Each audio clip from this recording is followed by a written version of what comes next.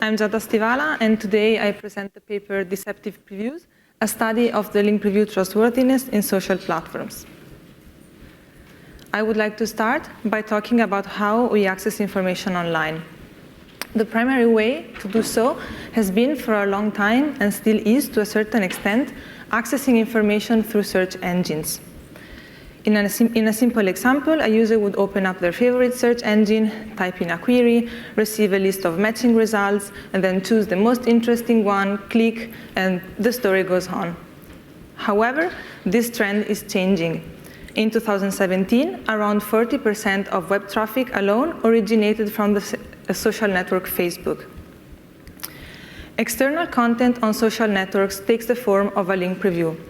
We do not have anymore a list of simple links summarizing the target website, rather, as in search engines, rather rich previews. When sharing a link, in fact, instead of showing the raw URL, social networks prepare a user-friendly preview, usually containing a title, image, description extracted from the shared web page. Link previews are not only used by social networks, but also by instant messaging applications. To address the two categories together, we call them social platforms. Unfortunately, the popularity of social platforms has attracted the attention of scammers and malicious users who use them to reach their victims, distributing malicious content and exposing users to a variety of risks. The security risks of visiting malicious web pages have been at the center of attention of the past decades of research works, focusing, for example, on the pervasiveness of spam and scam campaigns, or studying the attacker's behavior, or developing detection techniques. In this paper, we look at the problem of malicious link distribution by investigating one of the elements used by attackers to draw the attention of their victims on social platforms. Link previews synthesize the content of a web page, and they usually have a title, a description, an image, and a domain or URL. Anecdotal evidence suggests that link previews are a fundamental piece of information used by users to decide whether to click. For example, up until 2017, it was possible for users on Facebook to modify the outlook of a link preview prior to posting. In particular, when sharing a link, they would type or paste it in the text box, the URL, and then they would receive a default preview. And if they didn't like the provided title, image, or description, they could supply custom one, a new title, new image, or new description of their own liking. Users misused this feature to create deceptive previews, and Facebook forbade link preview modification at posting time by removing this feature from the platform. This paper puts under the microscope the connection that link previews create between users and the actual landing page. More specifically, our paper makes the following contributions. We presented the first comprehensive study of the link preview creation process, spanning over 20 popular social platforms. To do so, we performed a set of controlled experiments identifying 14 different link preview templates. And moreover, we experimented with link preview generation in an adversarial setting. We also probed the social platforms to detect the presence, if any, of active or passive countermeasures against the spread of malicious content. And from all our experiments and observations, we derived a series of recommendations presented in the paper and at the end of this talk. Let us start by outlining the steps of the link preview creation process. First, we have a user who wants to share a link on their favorite platform, so they type it or paste it in the text box. But as it is not possible, due to the same origin policy, for the browser to create the preview client side, then the URL is sent to the platform server side that, on behalf of the user, visits the target web page, retrieves the necessary resources, processes them, and finally returns the constructed preview to the user themselves. It is possible for the owner of a web page to specify exactly how they want the link preview of their web page to look like. To do so, they can use the Open Graph or Twitter cards markup languages. They both have a series of instructions that allow to define the content of each field. For example, with this instruction, we can specify what to write in the host field, or specify a title, or as well, which resource to display in the image field. Concerning the 20 social platforms under test, these are divided in 10 popular social networks and 10 popular instant messaging applications. To select them, for the former, we used a combination of data coming from the Alexa Top 1 Million list, as well as data quantifying the user base of each social network. For the latter, we used a series of criteria, as for example, the number of downloads. Experiments involved setting up an internet-facing web server and serving a large number of pages, each with precise features. These pages were accessed from a browser for the experiments of the social network and from mobile devices for the experiments of the instant messaging applications. From our experiments, we observed that social platforms heavily rely on meta tags to render link previews. In particular, when meta tags are not present, social platforms display fields in an inconsistent way. For example, the title is always shown in 16/20 cases, while the description is always shown only in 5/20 cases. In general, link previews differ on the number, position, ordering, and dimension of the fields. And we quantify this variability by saying that we observed 14 different link preview patterns. For what concerns the automated agents fetching the resources, we observed in 35 cases how their requests contain distinguishable signatures, allowing the website owners to determine whether a request originates from a social platform. We also observed how most of them heavily rely on caching, requesting resources only at submission time. In the second part of the experiment, we experimented with link preview generation in an adversarial setting. And the first question that we asked ourselves is it possible to create a benign-looking link preview acting as a disguise for a malicious web page? And if so, how can we do it? Then, we also wanted to know if the platforms employed active or passive countermeasures to prevent the spread of malicious content. And thus, we selected blacklisted URLs, first from PhishTank, and then cross-validated them through Google Safe Browsing, and together with malicious software, we submitted them to the platforms. In case we were able to observe such countermeasures, we also wanted to know if it was possible to bypass them. In this phase of the experiments, we put extreme care in not involving any real user by reducing the visibility of posts as much as possible and not performing the experiments when this was not possible. It is the case of the platforms Medium and Plurk. So among all platforms, we identified 4 where it is possible to create a link preview with the same outlook as the preview generated from another legitimate website. In other words, all the fields of the preview can be controlled. For the remaining 16, it is possible to control the title, image, and description of the preview, as well as the host, depending on the specific platform. Let us now have a look at a few examples, and for the rest, I invite you to please go through the paper. Suppose that I have a malicious URL, and this is the preview that I obtain. To obtain instead a benign-looking preview, I can misuse the OG URL meta tag. Its intended functionality is to specify a unique resource identifier for the web page that embeds it. Although we observe that it is possible to specify there any URL without constraints. So if I insert a link pointing to a YouTube video, this is the preview that I obtain, as the automated agent fetching the resources fetches them from the URL specified in this OG URL meta tag rather than from the shared one. Still, the landing page for a user who clicks remains the same.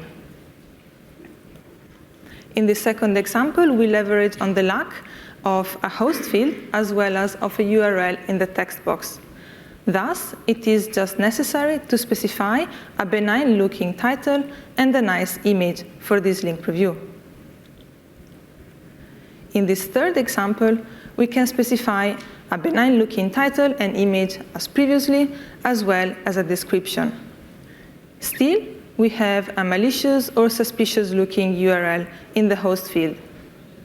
We observe that we can overwrite it by using the OG site name meta tag, where we can specify any arbitrary string. Finally, for this instant messaging application, we construct on the knowledge that we previously acquired. We control the host, title, description, and image field. Still, we have a suspicious or malicious-looking URL in the text box, and thus we observe that it is possible to replace it with any arbitrary string without the preview being removed or reconstructed. Then, in this part, again, we selected blacklisted URLs, first from Fishtank and then cross-validated them through Google Safe Browsing, submitted to the platforms together with malicious software, but we avoided to perform the experiments for the platforms Medium and Plurk, as it was not possible to restrict the visibility of posts. During these experiments, we could not observe any active or passive countermeasure in 18 over 20 platforms. In other words, we can say that the only white sheep are Twitter and LinkedIn. In fact, Twitter prevents posting altogether by showing this alert. Differently, LinkedIn deactivates the link and shows this informative page. Still, we also observed how these countermeasures can be bypassed, employing client and server-side redirections. From all our experiments and observations, we distilled a series of recommendations. The first one is we suggest to introduce a standardized way of building link previews. In fact, from our results, from our experiments, we observed a great variety of layouts and inconsistency in the use of fields. From this, this suggests that there is no general consensus on which fields constitute a link preview, or when to show them, or as well the processing rules to create a link preview. This is why we suggest to define and agree on which fields constitute a link preview and the exact creation rules. Referring to the last example that we saw, the one of the instant messaging application, we suggest to rebuild or update link previews after edits. In fact, in that case, it was possible to replace a malicious or suspicious-looking URL with any arbitrary string without the preview being removed or updated, and this should not be possible. Also referring to one of the examples that we saw, the third one, we suggest to enforce type constraints to prevent domain override. Also, in this case, it is possible to override possibly malicious or suspicious-looking domain in the host field with any arbitrary string, while this should not be possible. Finally, we suggest to introduce upstream URL validation, for example, by using blacklisting services. In fact, during our experiments, we observed that 18 over 20 platforms do not employ any kind of active or passive countermeasures against the spread of malicious content, and so we can assume that they rely on the presence of these countermeasures embedded in the browsers of the users, both desktop or laptop, then as well as in mobile devices. Still, in some of our experiments, we could observe that this behavior is not deterministic, that some of the blacklisted pages were accessible in devices and blocked in other devices. This is why we suggest to introduce these checks upstream and for the platforms to perform them rather than to rely that they are performed in the browser. From all our experiments and observation, I now introduce the takeaways and conclude my talk. We presented the first comprehensive characterization of the link preview creation process spanning over 20 popular social platforms, 10 social networks, and 10 instant messaging applications. On one side, we analyzed the inconsistent use of fields and the great variety of layouts. On the other hand, we studied the behavior of the automated agents, and highlighting characteristics as the user agent, ASN, caching, redirection, and execution. Then we studied the link preview creation process in an adversarial setting, and we observed how for 4 platforms it is possible to create link preview that is the same as a legitimate one created from another existing website. Finally, we analyzed the in-place countermeasures against the spread of malicious content and observed that only Twitter and LinkedIn employ this kind of filtering. Finally, from all our experiments and observations, we derived a series of recommendations that we presented. And with this, I would like to conclude my talk and thank you for your attention. I'll be happy to take any questions.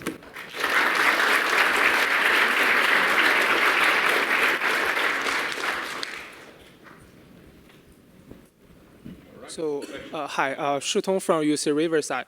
So I have a quick question. Did you discover any attempts from those preview link preview providers that tries to sort of like summarize the contents of the page in order to generate such a preview instead of only relying on certain metadata or fields? Because in my mind, that would be kind of like a effective way to counter the misuse of preview. So let me allow to rephrase the question to be sure that I understood. Are you asking if the automated agents are able to parse HTML to create the previews so that the content is actually extracted from the page? Yeah, instead of the metadata fields. So we observed that this behavior is present in about half of the platforms, but still the agents are, let's say, not very good at doing it. For example, sometimes they only extract the title tag of the page, or they pick a random image, or maybe the title and image are present, but not the description. So usually when to create a nice looking link preview, it's better to rely on meta tag and specify content exactly how it should be represented. Okay. So you mean the summarization doesn't work very well in many cases? No, it doesn't work very well.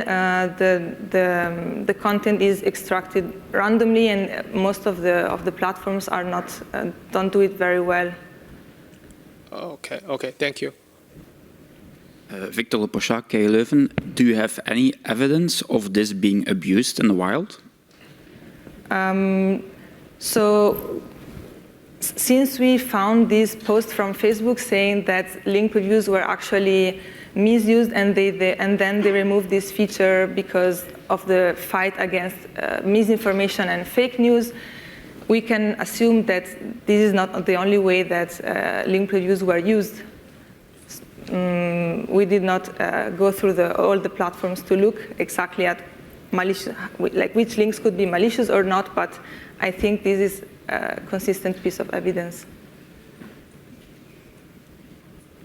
All right, let's thank the speaker again.